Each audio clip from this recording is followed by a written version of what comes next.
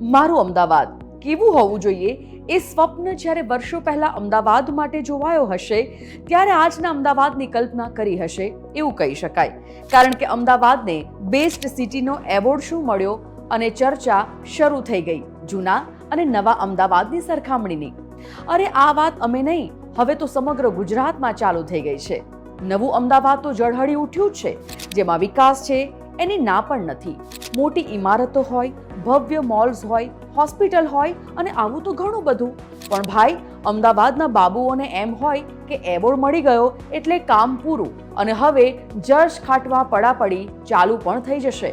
પણ સાહેબ, જશ જ ખાટવો હોય તો એ પહેલા એકવાર જૂના અમદાવાદ તરફ પણ ડોક્યું કરજો.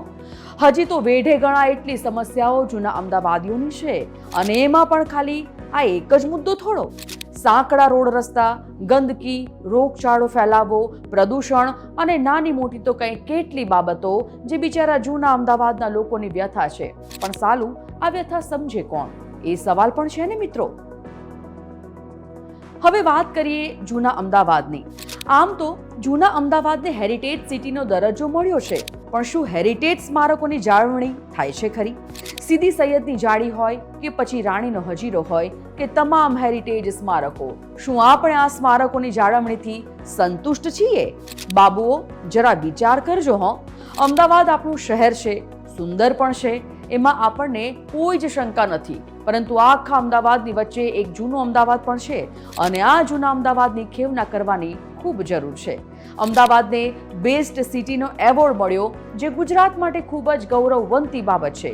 પરંતુ હકીકત એ છે કે સ્માર્ટ સિટી બનાવવા માટે હજી કોર્પોરેશનને ઘણું બધું કરવાની જરૂર છે.